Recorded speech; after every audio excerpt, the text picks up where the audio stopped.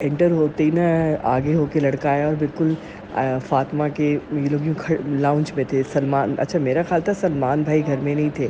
سلمان بھائی بھی تھے اور سلمان بھائی نے سارے جو جنرل اور ان کو فون کیا، کسی نے فون نہیں اٹھایا. یہ عاصم منیر نے کروایا ہے اور ہر جگہ فون کیا. تو یہ گھر میں آرام سے بیٹھے ہوئے تھے، مطلب آرام سے اس طرح بیٹھے تھے کہ ان کو پتہ تھا حالات خراب ہو رہے ہیں. اور انہوں نے پہلے ہی کہہ دیا تھا کہ میں سویلینس پہ کوئی گولی شولی نہیں چلاؤں گا. میں نے آپ کو بتایا نا کہ بڑا یہ نیک انسان ہے. تو وہ کہتی ہے کہ وہ ایک دم سے جب لوگ انٹر ہوئے تو اندر یوں کمرے میں آئے تو مجھے کہتی ہے میں تو آپ بیٹھوں گی، اب کل جانا ہے اس کے گھر. اب 2-3 دن تو ہم گئے ہی نہیں کہ سب لوگ جا رہے تھے. تو اب میری خالہ نے کہا کہ اب سب آ رہے ہیں تو تم لوگ کیوں رکے ہوئے ہو. تو آج منیف سے اس نے لمبی بات کی ہے فاطمہ نے. تو کہتی ہے کہ ایک دم وہ جوان سا لڑکا آگے آ کے جیسے ڈنڈے نہیں پکڑے ہوئے آگے آ کے آیا اور یہ کہتا ہے کون ہو تم، اس کو کہا فاطمہ کو. تو فاطمہ نے کہا میں اس گھر میں رہتی ہوں، میں اس گھر میں رہتی ہوں. منیب کیا کہا تھا؟ گھر میں رہتی ہوں کیا؟ اور دوسرا جملہ کیا کہا تھا؟ میں اس گھر کی کیا ہوں، میں یہاں رہتی ہوں، میں گھر میں رہتی ہوں. ایک دم سے فاطمہ، یہ میرا گھر ہے. ہاں فاطمہ نے کہا میرا گھر ہے. وہ ڈنڈے لے کے جب آگے آئے تو پھر اس لڑکے نے ایک دم سے کہا کہ ہم کیا، منیب کیا جملہ بولا؟ ہاں آپ اندر چلی جائیں، ہم عورتوں آپ، ہاں آپ ہمارے لیے قابل احترام ہیں. تو وہ تو اس نے کہا آپ اندر چلی جائیں، قابل احترام ہے. پھر اس نے اپنی بیٹی کو اور بیٹے کو کہا اندر جاؤ. تو بیٹی نے کہا کہ وہ جو ختیجہ جس سے میں عیسیٰ کی کرنا چاہتی تھی وہ والی، اس نے کہا کہ میں اماں آپ کے بغیر اندر نہیں جاؤں گی. پھر اس نے چیخ کے کہا کہ اندر جاؤ، میں تمہاری وجہ سے یہاں باہر کھڑی ہوں، اندر جاؤ. تو پھر سلمان بھائی وہیں کھڑے رہے خاموش، کچھ نہیں ان کو کہا. اور انہوں نے وہ دھاما بولنا شروع کیا. اس میں وہ گلو بٹ سب تھے. کوئی فوج کا جو اتنا بڑا کور کمانڈر جنا ہاؤس میں رہ رہا ہے اور کوئی فوج نہیں پہنچی. اس نے سلمان بھائی نے سب طرف فون کیے، کسی نے جواب نہیں دیا. یہ سارا پلاننگ سے اس کے ساتھ کیا گیا، جیسے کہ یہ ان کے خلاف کھڑا ہوا ہے نا. اس نے پہلے کہہ دیا تھا کہ میں نہیں کروں گا کچھ، میں کوئی آرڈر نہیں دوں گا پورے لاہور کو. میں نہیں، لاہور تو اس کے انڈر تھا نا سلمان بھائی کے. تو پھر جو ہے نا سلمان بھائی خاموش کھڑے رہے، بس صبر سے دیکھتے رہے کہ توڑم پھوڑی ہو رہی ہے، کھڑے رہے. اور بچوں کو پھر اس کا جب تھوڑی دیر ہوگی، جب آگ لگنا شروع ہوئی تو پھر فاطمہ کو کمرے میں اور بچوں کو کمرے میں بھیجا. اور فاطمہ کہتی ہے آپ لوگ فلموں میں بھی نہیں سوچ سکتے جو ہوا. اور پھر اس کے بعد پیچھے سیڑھی لگا کے مہرین آپا، جو عطا بندیال کی بہن ہے نا، جو اس کی پھپھو کی بیٹی ہے اور اس کی بیٹی کی سمدھن ہے، سیڑھی لگا کے پیچھے ان کی دیوار ملتی ہے نا جنا ہاؤس سے، تو وہ اترے مہرین آپا کے گھر بچے. اور فاطمہ جب آگ لگی، سلمان بھائی اندر ہی رہے. اور سلمان بھائی نے بس یہ کہا تھا کہ میں اگر میرے بچوں پہ ہاتھ ڈالا تو پھر میں کوئی ایکشن لوں گا. گھر میں تو اسلحہ بہت تھا لیکن خاموش کھڑے رہے. کہ میں پہلے ہی کہہ چکے تھے نا وہ عاصم منیر کو کہ میں نہیں کچھ حرکت میں آؤں گا، میں اپنے لوگوں کو نہیں ماروں گا. تو اسی لیے تو دیکھیں کیا کیا ہے انہوں نے اس کے ساتھ. پتہ نہیں آگے کیا کریں گے، اب کل جائیں گے ملیں گے. میں دیکھنے سر پر بس ہو گیا. آپ افسر ہیں؟ کدے موبائل آپ کیا افسری ہے؟ میں دیکھنے سر پر بس ہو گیا. آپ افسر ہیں؟ کدے موبائل. بسم اللہ الرحمن الرحیم. ناظرین السلام علیکم. آپ کا میزبان نعیم مصطفیٰ حاضر ہے. آج کئی اہم خبریں ہیں اور بریکنگ نیوز انہیں کہا جا سکتا ہے، اور ان خبروں کا مین مطمع نظر جو ہے وہ یہی ہے کہ عمران خان صاحب کی گرفتاری کے بعد جو جلاؤ گھراؤ پرتشدد مظاہروں کا سلسلہ شروع ہوا تھا، اس کا انجام کیا ہونے والا ہے. اور تمام کی تمام قوتیں جو ہیں، جو سرکاری انتظامی افسران ہیں، وہ اسی کے پیچھے لگے ہوئے ہیں.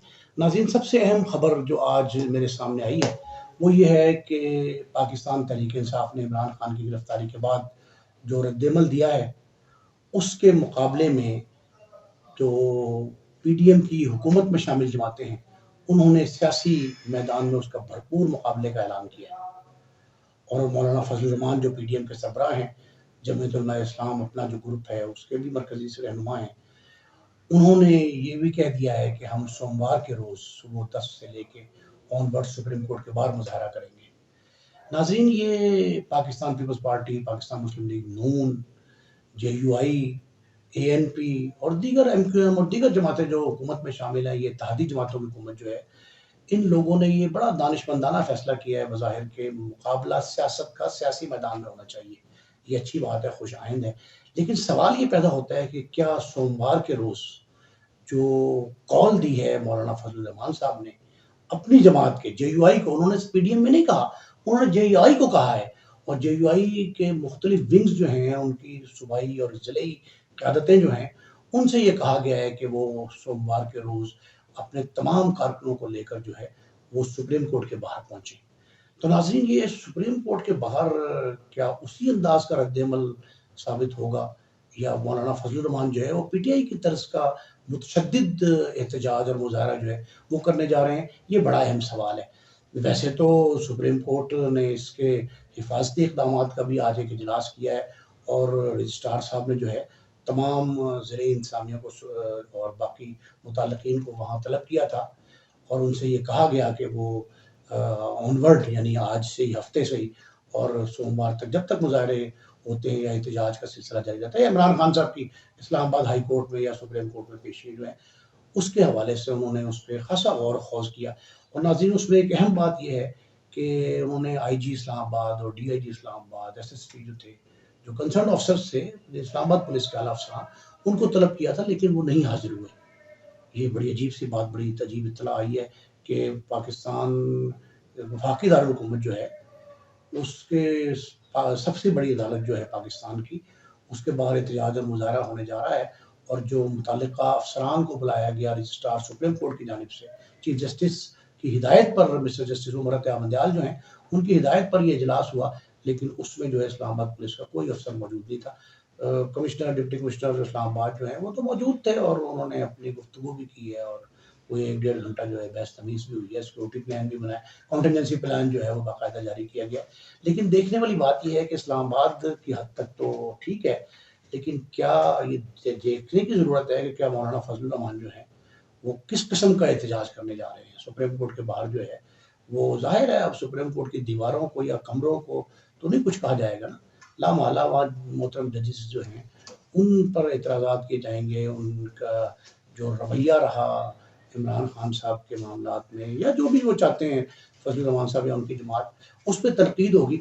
تو یہ بڑی اہم بات ہے۔ ویسے تو مولانا فضل الرحمان سے یہ کہا ہے وزیر داخلہ رانا ثناء اللہ صاحب نے کہ وہ باقاعدہ جو ہے اجازت لے اس بات کی، اور پرمیشن جب دے ضلع انتظامیہ اسلام آباد کی یا وزارت داخلہ، تب وہ احتجاج کرے منڈے کے روز۔ تو اس سلسلے میں بھی معاملات چل رہے ہیں۔ خدا نہ کرے کہ ہمیں کسی اسی طرح کے امتحان کا سامنا ہو جو 9 تاریخ سے آج تک جس طرح ہو رہا ہے۔ یہ بڑا عجیب قسم کا معاملہ ہے۔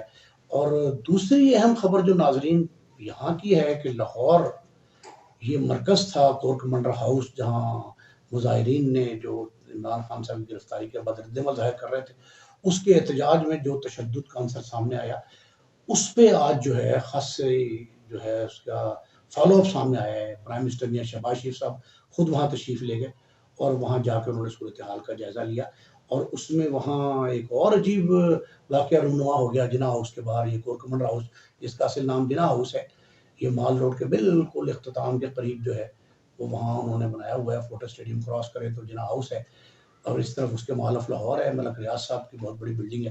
تو وہ ناظرین جہاں پرائم منسٹر صاحب آج تشریف لے گئے، اس کی آمد کے وقت اینٹی رائٹ فورس اور پولیس کی بھاری نفری وہاں تعینات تھی پرائم منسٹر کی سیکورٹی کی غرض سے، یا ویسے سیکورٹی تو 3-4 روز سے وہاں زیادہ ہے، اور فوج پاکستان کے اور رینجرز کے دستے بھی وہاں موجود ہیں۔ پرائم منسٹر صاحب کی عین آمد کے وقت نا، جو متعلقہ اسی علاقے کے جو ASP سرور روڈ ہیں تیمور خان صاحب، وہ وہاں سیکورٹی چیک کر رہے تھے، تو اس دوران انہوں نے اینٹی رائٹ فورس سے کوئی سوال جواب کیے، تو اینٹی رائٹ فورس کے جوانوں نے جواب دیا، جس کے بعد وہ برہم ہو گئے ASP صاحب، اور بتایا جو گیا، ہم تک جو اطلاعات پہنچی ہیں، وہ تیمور خان صاحب نے برہم ہو کے جو ہے وہ ڈانٹ ڈپٹ کے بعد گالیوں کا سہارا لیا۔ پھر یہ بھی کہا گیا کہ ملازمین نے بھی بدتمیزی کی، ملازمین کی بدتمیزی کے جواب میں انہوں نے اسٹکیں مارنے شروع کر دی، اسٹکوں کے بعد باقاعدہ سکفل شروع ہو گیا۔ اب ڈسپلنری فورس ہے پولیس بھی، یہ ایک عجیب واقعہ، مطلب ایک واقعے کے بعد دوسرا واقعہ یہ ہوا کہ ڈسپلنری فورس ہے پولیس جو ہے، اور وہ محافظ جو وہاں کھڑے تھے ان سے ایک افسر کے معاملات جو ہے وہ خوش اسلوبی سے طے ہونے کے بجائے جھگڑے تک نوبت پہنچی، اور جھگڑے کے بعد جو گالم گلوچ اور پھر چھڑیاں چلنی شروع ہو گئی، اور اس سے پہلے کے معاملات اور بگڑتے۔ یہ بھی ہو سکتا تھا، اینٹی رائٹ فورس جو ہے وہ تو بڑی تربیت یافتہ فورس ہے۔